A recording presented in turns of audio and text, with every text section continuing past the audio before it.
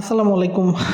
আপনাদের কমন কিছু প্রশ্ন আছে। সো প্রশ্নগুলা আস্তে আস্তে আমি একটু ভিডিও দিয়ে আমি আসলে অ্যান্সার করার চেষ্টা করতেছি। তো মোটামুটি একটা কমন কোশ্চেন সবাই ইনবক্স করতেছেন, সেটা হচ্ছে যে স্যার আপনার আমাদের কাটমার্ক কত, অর্থাৎ কত পেলে চান্স পাবেন।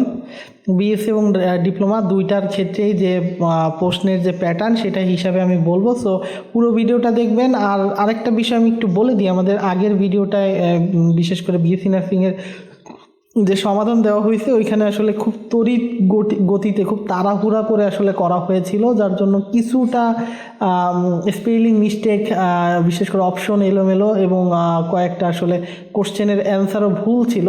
তো সেটা সব মানে আমাদের সার্ভারে একদম সঠিক করে দেওয়া হয়েছে, একদম টোটালি নির্ভুল পাবেন। এখন আমাদের যে ভিডিওর নিচে দেখবেন যে যে আমাদের যে ওয়েব পেজটার লিঙ্কটা দেওয়া আছে আমাদের ওয়েবসাইটে, তো ওটা টোটালি আপডেট করা হয়েছে।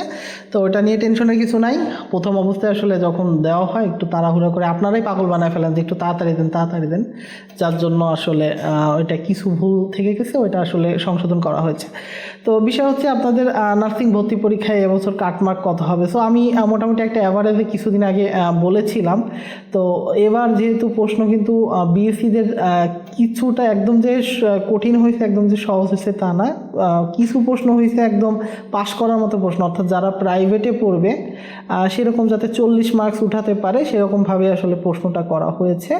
তো আমাদের মোটামুটি আমরা যেটা এবছর আমাদের কাছে মনে হইতেছে যে দুইটা সিনারিও যে দেখেছিলাম, তো এবছর যে সিনারিওটা আসলে দ্বিতীয় সিনারিওটাই যে একটু সহজ হয়েছে তুলনামূলকভাবে। এক্ষেত্রে আমার যতদূর পার্সোনাল এক্সপিরিয়েন্স, আমি যতটুকু বুঝি, এবছর বিএসসিদের যে প্রশ্ন হয়েছে তাতে প্রায় অ্যাভারেজে 78 বা 80+, 78 অথবা 80+-এর উপরে আসলে থাকা লাগবে।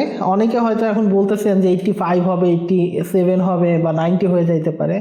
দেখবেন যে রেজাল্টের ক্ষেত্রে আসলে বাস্তবতা ভিন্ন, অনেক কম হয়, অনেক সময় বেশি হয়। সো আসলে 78 থেকে 80 বা এর উপরে আসলে হলেই মোটামুটি বিএসসির ক্ষেত্রে আসলে আপনাদের জন্য একটা সেফ জোন।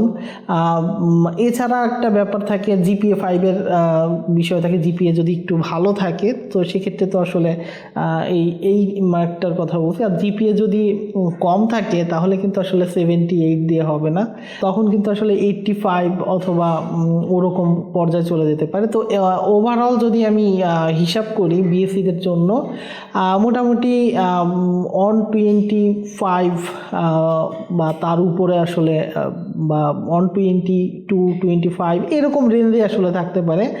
আর ডিপ্লোমাদের ক্ষেত্রে আসলে ডিপ্লোমা তো আসলে সব লেভেলের স্টুডেন্ট থাকে, তো সেই হিসাব করে মোটামুটি বলতে পারি যে 75 থেকে আসলে মানে 75 যারা পাবে। আর মোটামুটি যেহেতু আপনার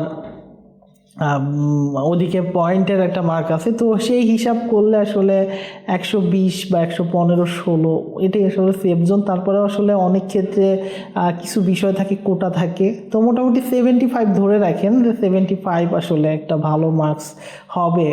যারা আসলে ডিপ্লোমাতে পরীক্ষা দিয়েছে 75, মূলত 75 থেকে 80 এরকমই আসলে মানে আপনাদের সেফ জোন হতে পারে। তারপরে জিপিএর ব্যাপার থাকে তো কিছু, মোটামুটি এটা নিয়ে টেনশন করে না, 2-1 দিনের মধ্যেই তো আসলে বুঝতে পারবেন। তো মোটামুটি এটাই হচ্ছে আপনাদের সেফ জোন। তো ছোট একটা ভিডিও, একদম শর্ট ইনফরমেশন দেওয়ার চেষ্টা করেছি। তো আর কারো কোনো কোশ্চেন থাকলে কমেন্ট করবেন, সেগুলো নিয়ে ভিডিও বানানোর চেষ্টা করব। আর ডিপ্লোমার কোশ্চেনটা আসলে এখনও ওইভাবে পাইনি। সো যখন পাবো আসলে ওটা নিয়ে কাজ করার চেষ্টা করব। আর টুকটাক কিছু প্রশ্ন পাইছি, ওগুলো আসলে এক জায়গায় করা আছে, যদি না পাই সন্ধ্যার পরে ওইগুলো নিয়ে আসলে লাইভ করব। সো এখন এই পর্যন্তই, পরের ভিডিওতে দেখা হবে, সাথেই থাকুন। আল্লাহ হাফেজ।